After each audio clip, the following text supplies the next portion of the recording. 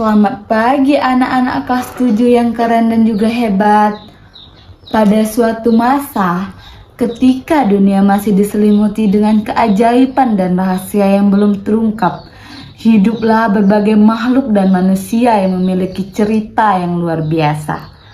Di balik hutan yang rimbun, di pucuk gunung yang berkabut, dan di sudut-sudut desa yang tenang, masih banyak cerita yang ingin selalu dinantikan. Pada pertemuan hari ini, marilah kita membuka pintu imajinasi, menenangkan hati, dan juga menyimak pesan yang ingin disampaikan dari sebuah cerita tersebut. Saat kalian mendengarkannya, cobalah kalian mengikuti alurnya, mengenali tokoh-tokohnya, dan menerima semua pesan yang telah disampaikan.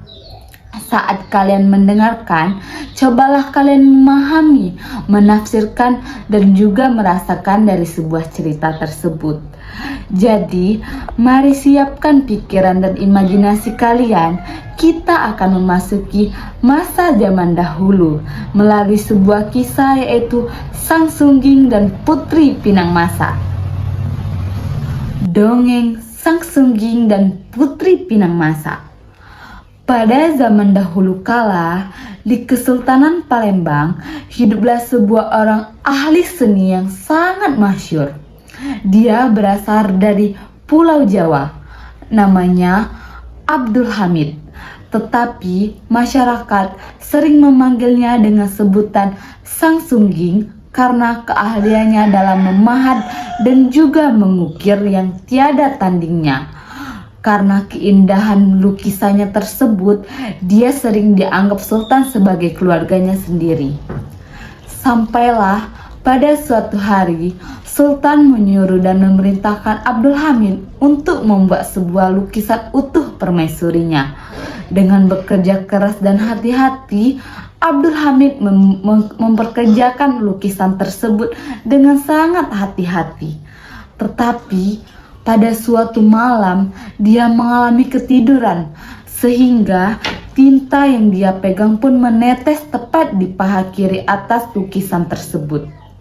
Tetapi Abdul Hamid tidak menyadari akan hal itu. Keesokan harinya, setelah Abdul Hamid merasa lukisannya telah selesai dikerjakan, ia menyerahkan lukisan tersebut kepada sang sultan di istana. Tetapi akan terkejutnya, bukan pujian yang Abdul Hamid dapatkan, tetapi Sultan justru murka. Sultan menghardik Abdul Hamid dengan pertanyaan yang penuh kecurigaan. Sultan mengira dari mana Abdul Hamid tahu bahwa di paha kiri atas istrinya terdapat tai lalat seperti sebagaimana lukisan tersebut. Sehingga Sultan mengira Abdul Hamid berselingkuh dengan istrinya. Tetapi Abdul Hamid mencoba menjelaskan dengan hal yang sebenarnya. Tetapi Sultan sudah tidak percaya dan sudah terbalut dengan kemarahan yang sangat luar biasa. Sultan mengusir Abdul Hamid dan mengancam akan membunuhnya. Maka Abdul Hamid pun melarikan diri dengan menggunakan perahu dan beserta beberapa pengawalnya, menyusuri sungai dan hutan yang belantara tanpa tujuan yang jelas. Hingga tiba merapatlah mereka di sebuah hutan belantara yang kelak dikenal sebagai Tanjung Batu. Di sana ia tinggal dan mengajarkan penduduk membuat rumah, membuat perhiasan, membuat ukiran, dan bahkan merancang sebuah masjid yang bernama Al-Falah yang sekarang masih berdiri megah di desa Tanjung Batu tersebut. Karena keahliannya sebagai tukang kayu dan juga tukang pahat, keberadaan Abdul Hamid dan para pengikutnya mendapat tempat di hati penduduk. Sehingga penduduk menamainya dengan sebutan dan gelar Usang Sungging atau Sang Ahli Seni. Di hulu sungai, di sebuah desa yang bernama Desa Senuro, tinggallah sebuah putri yang jelita. Dia bernama Putri Napisah. Karena kecantikan yang tiada tandingnya dan kulitnya yang agak kemerah-merahan seperti buah pinang masa, sehingga masyarakat sering memanggilnya dengan sebutan Putri Pinangmasa. Ia pandai menganyam bambu dan juga membuat bakul dan kerajinan yang tak tembus air. Namun sebelum itu kecantikannya membawa petaka. Cerita perjalanannya sebelum sampai ke desa Senuro sangat panjang. Dengan kecantikannya yang tiada tarah tandingnya di seluruh kerajaan di Palembang tersebar luas sehingga banyak sekali yang ingin berlomba-lomba mendapatkannya. Berita itu pun sampai ke telinga Sultan Palembang dan Sultan ingin menjadikannya sebagai gundik di istana. Sultan langsung mengutus beberapa pengawal untuk menjemput putri dan membawanya ke istana. Sebelum para pengawal datang, ternyata putri sudah lebih dulu tahu mengenai hal itu. Putri bersumpah dan bersedih. Ia mengatakan bahwa lebih baik mati daripada menjadi milik sultan di istana. Putri dan keluarganya mencari cara supaya bisa mengelabui para pengawal yang hendak ingin menjemputnya. Akhirnya, Putri merebus jantung pisang dan mandi dengan airnya tersebut, hingga kulitnya menjadi hitam dan tampak buruk rupa. Ketika pengawal datang ke rumahnya, alangkah terkejutnya pengawal melihat putri yang menggemparkan seluruh negeri dengan kecantikannya ternyata memiliki rupa yang sangat buruk. Tetapi pengawal tetap menjalankan tugasnya dan membawa putri tersebut ke istana. Ketika sampai di istana, Sultan tak percaya bahwa perempuan kusam itu adalah putri yang masyhur akan kecantikannya. Ia mengusir putri Nafisah kembali ke rumah. Sang putri pun lega dan tetapi seiring berjalannya waktu, rahasianya itu pun terbongkar. Para penyidik istana melapor dan Sultan marah bukan kepalang dan kembali mengutus para pengawal untuk menangkap putri tersebut. Dengan persiapan seadanya, Putri Nafisah pun melarikan diri dengan Dayang dan pengawal setianya, menyusuri sungai Ogan selama berbulan-bulan. Sekali mereka menepi dan bersembunyi dari pengawasan para pengawal sultan. Sampai tiba di suatu tempat sunyi di sebuah teluk yang bernama Teluk Lancang. Mereka terus menyusuri sungai kecil yang sangat deras airnya. Lalu di suatu tempat mereka merasa aman dan menetap di sana. Dusun baru itu dinamakan Desa Senuro. Dan supaya aman dari pencarian pengawal istana, Putri mengganti namanya menjadi Putri Senuro. Kedatangan seorang putri beserta Dayang pengawalnya cepat tersebar di telinga penduduk sekitar. Penduduk datang dan tinggal bersama sang putri yang terkenal ramah, anggun, dan juga pandai menganyam. Untuk menghilangkan jejak Putri Nafisah, kemudian mengganti namanya dengan sebutan Putri Senuro. Dan juga karena kecantikan rupanya dan kulitnya agak kemerah-merahan seperti buah pinang masa, sehingga penduduk mengganti namanya dengan sebutan Putri Pinang Masa. Penduduk sekitar berjanji akan menjaga dan menyertai putri sampai akhir hayatnya. Kabar tentang kecantikan dan kepandaian Putri Pinang Masa akhirnya sampai ke telinga Sang Sungging. Ia kemudian mengutus orang untuk bersilaturahmi. Ketika mereka bertemu, keduanya merasa memiliki nasib yang sama, yaitu sama-sama dari istana dan ingin menikmati hidup yang tenang. Pertemuan mereka berlanjut menjadi kasih yang sangat tulus. Mereka saling menunjukkan kemampuan yang menjadi kebanggaan. Putri Pinang Masa membuat bakul tak tembus air berisi gulai untuk Sang Sungging. Dan Sang Sungging membalas dengan selembar umbang kayu sepanjang 9 meter yang ia serut tanpa putus. Keduanya saling berlomba menunjukkan keahlian masing-masing sembari menjaga tali percintaannya menuju hari pernikahan. Persiapan demi persiapan pun mereka gencarkan demi menjelang pernikahan tersebut. Namun menjelang pernikahan, Putri Pinang Masa jatuh sakit yang sangat parah. Di tengah sakitnya, ia teringat akan dengan kisahnya dulu dan tidak mau kaumnya kelak mengalami nasib yang serupa. Merasa kondisinya sudah tidak bisa diharapkan lagi. Sebelum meninggal, sang Putri Pinang Masa berdoa dan bersumpah kepada Yang Maha Kuasa agar kelak anak cucu kaumnya tidak memiliki paras cantik seperti dirinya, karena kecantikan itu akan membawa kesengsaraan. Putri Pinang Masa wafat dan dimakamkan di desa Senuro, ditemani oleh dayang dan pengawal yang setia hingga akhir hayatnya. Hingga kini makamnya masih dapat diziarahi dan beberapa pakaian beliau pun masih tersimpan di sana. Sementara itu, jauh di istana, Sultan akhirnya menyadari bahwa tetesan di lukisan itu hanyalah ketidaksengajaan. Ia menyesal dan mengirim utusan kepada Sang Sungging untuk meminta maaf serta memesan daun pintu berukir. Sang Sungging membuatnya dengan sempurna. Sultan kemudian mengajaknya kembali ke istana.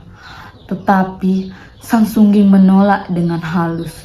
Ia telah mencintai rakyat sederhana tempat ia tinggal dan memilih hidup wafat di Tanjung Batu tersebut. Demikianlah dongeng Sang Sungging dan Putri Pinang Masa, dua tokoh yang dikejar takdir, disatukan oleh cinta dan meninggalkan jejak keterampilan serta nilai bagi anak cucu di daerah tersebut hingga hari ini. Semoga cerita ini tidak hanya kalian dengarkan sebagai hiburan, tetapi juga sebagai pembelajaran. Saat kita memahami isi dongeng, di situ juga kita belajar memahami sebuah kehidupan. Terima kasih telah menyimak dengan baik. Setelah ini, saya akan memberikan pertanyaan dan kalian menjawabnya dengan baik untuk mengetahui seberapa jauh kalian memahami dan menikmati alur cerita yang telah saya ceritakan tersebut. Baiklah, soal yang pertama. Mengapa Abdul Hamid mendapat julukan Sang Sungging? A. Karena ia pandai memainkan musik. B. Karena ia ahli memahat dan mengukir. C. Karena ia seorang prajurit istana. D. Karena ia seorang pelukis istana yang baru.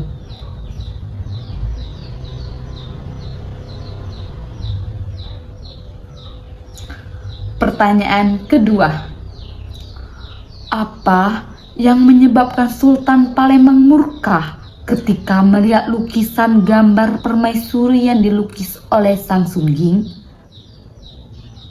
A. Lukisan itu belum selesai. B. Lukisannya terlalu jelek. C. Ada tai lalat di paha kiri lukisan yang dianggap sebagai bukti Abdul Hamid berselingkuh dengan istrinya. D. Warna lukisannya berbeda. Pertanyaan ketiga. Kemana Abdul Hamid melarikan diri dari istana? A. Teluk Lancang. B. Sungai Ogan. C. Desa Senuro. D. Tanjung Batu.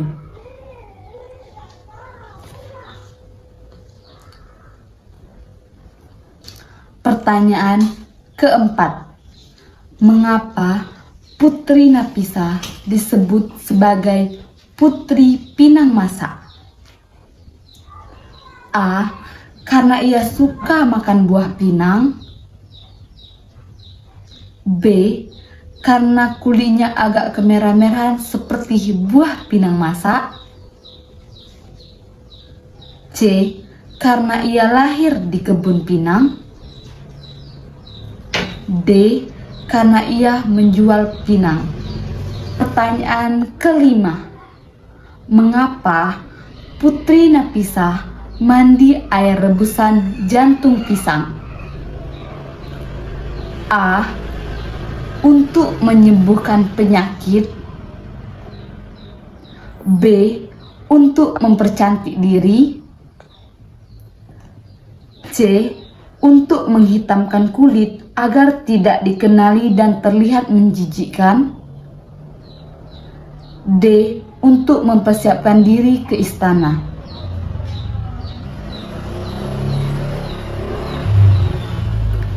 Pertanyaan ke-6. Bagaimana reaksi Sultan ketika pertama kali melihat Putri Nafisah yang telah mengubah penampilan? A. Ia langsung ingin menikahinya. B. Ia tidak percaya dan mengusirnya. C. Ia mempenjarakannya. D. Ia merasa kasihan.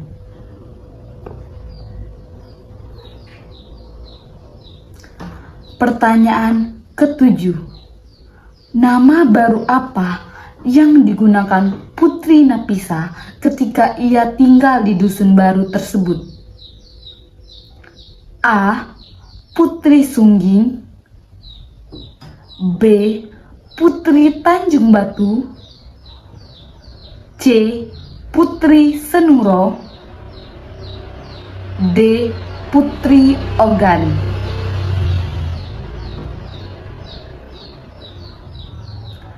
Pertanyaan ke-8. Apa kemampuan Putri Pinang Masa yang membuat penduduk kagum? A. Menyanyi. B. Menganyam bakul yang tak tembus air. C. Menangkap ikan. D. Memimpin pasukan. Pertanyaan ke-9. Apakah yang dilakukan Sang Sungging sebagai balasan kemampuan Putri Pinang Masa?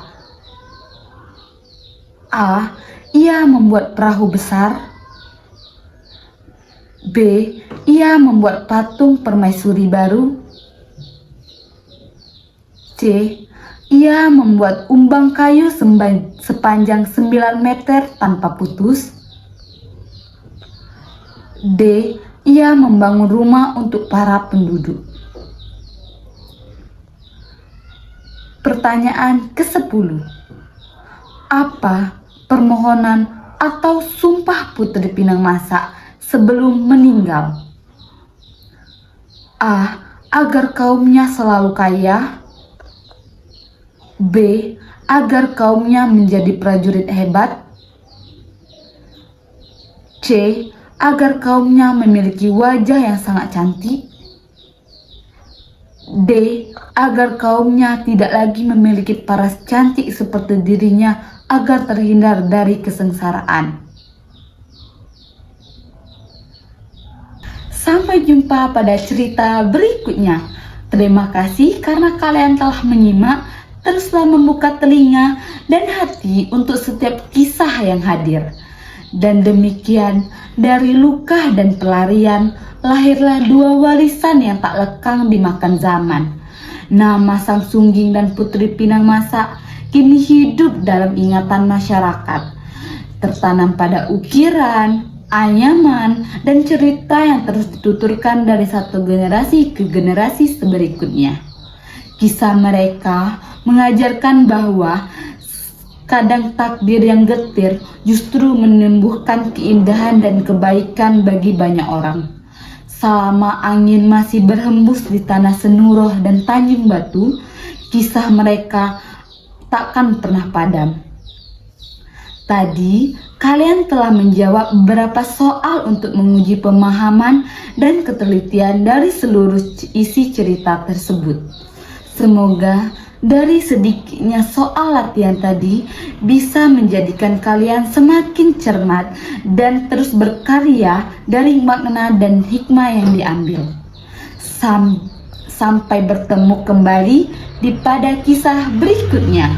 Dan tetaplah menjadi pembelajar yang mampu menangkap pembelajaran di balik setiap cerita yang diwariskan.